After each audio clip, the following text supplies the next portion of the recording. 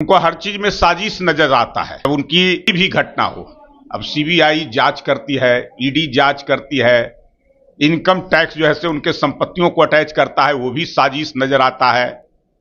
उनके घर में जो है से अगर विवाह होता है, शादी विवाह होता है, तो वो भी साजिश। घर में कोई विरगाव होता है, आपसी द्वंद्व पैदा होता है दोनों भाइयों के बीच में, पार्टी के अंदर में कभी जो है से तेज प्रताप को बेदखल पार्टी से और सत्ता से किया जाता है, सरकार परिवार से किया जाता है, तब भी उनको साजिश नजर आता है। एक एक चीजों में उनको साजिश ही नजर आता है। अब ये वो बताएं, वह अपने विधानसभा क्षेत्र में नहीं जा पा रहे हैं तेजस्वी यादव, तो वो भी साजिश है। उनकी पार्टी के अध्यक्ष है, खुद जो है से उनके पार्टी के प्रवक्ता कहते हैं कि हमारी पार्टी के अध्यक्ष नहीं आ रहे हैं, वो सीसीटीवी कैमरा से पार्टी को चला रहे हैं। यह भी जो है से उनको साजिश लगता होगा कि उनके पार्टी के अध्यक्ष सीसीटीवी कैमरे से पार्टी को चला रहे हैं। तो हर चीज में उनको साजिश ही नजर आता है, इसलिए कि उनका जनता के बीच से पूरी तरह से अलगाव हो गया है। कोई जो है से जनता के बीच में उनकी पैठ नहीं रही है, समाप्त हो गई है। तो हर चीज में उनको साजिश नजर आता है।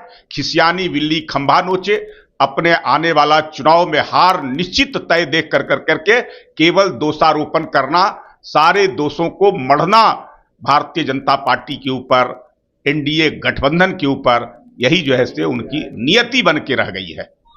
तेजस्वी यादव का कहना है कि बीजेपी आरक्षण विरोधी है, इस पे क्या? ये तो बताए ना कि कोई आरक्षण, उनकी पार्टी 15 वर्षों तक बिहार में शासन में रही है, कोई आरक्षण उन्होंने दिया है क्या? पंचायती राज के चुनाव उनके शासन में हुआ था, और उस समय जो है पंचायती राज में कोई आरक्षण मिला था क्या?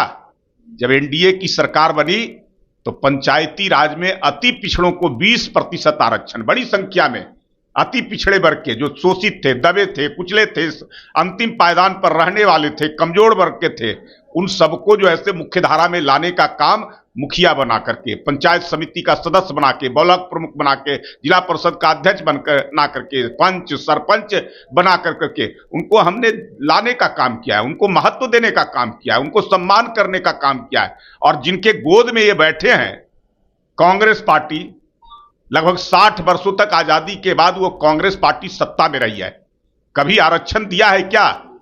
वो लगातार आरक्षण विरोधी रही है।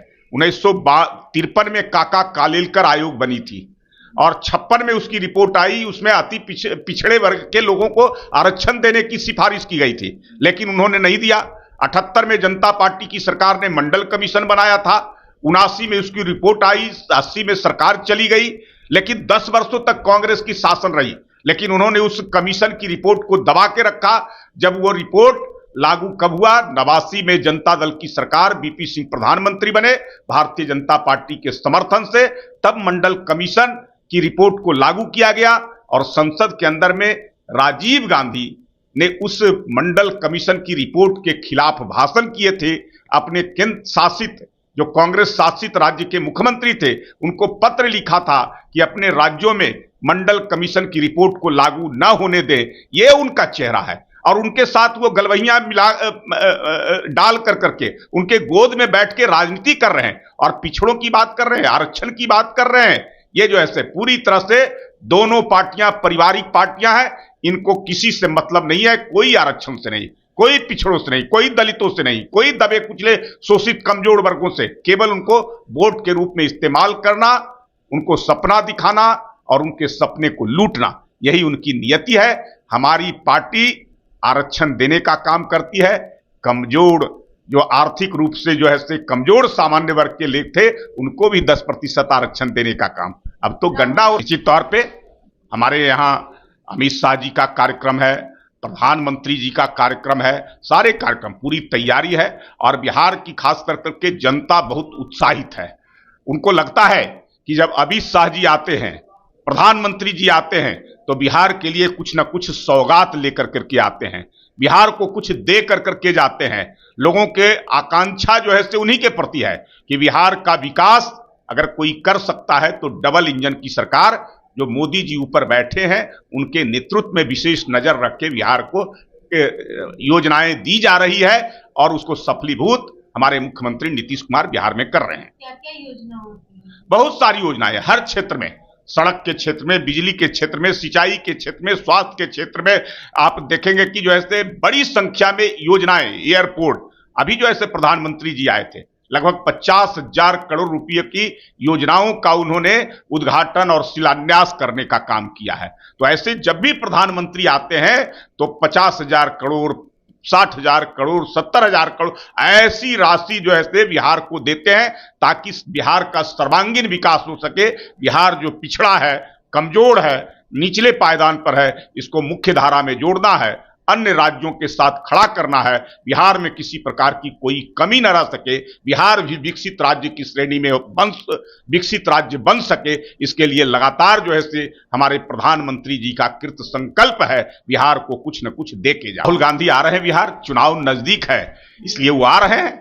अब उनको लग रहा है यहां आकर करके तरह तरह की बात करते हैं, घड़ियाली आंसू बहाते हैं, लेकिन राहुल गांधी इसलिए जाने जाते हैं कि राहुल गांधी जहां जहां जाते हैं, जहां जहां उनका पैर पड़ता है, वहां वहां बनी बनाई सरकार को मिटाते हैं। यहां तो उनकी सरकार नहीं है, लेकिन जो कुछ अगर जमीन बची हुई है कांग्रेस पार्टी की, उसको भी वो समाप्त करने के लिए आ रहे हैं।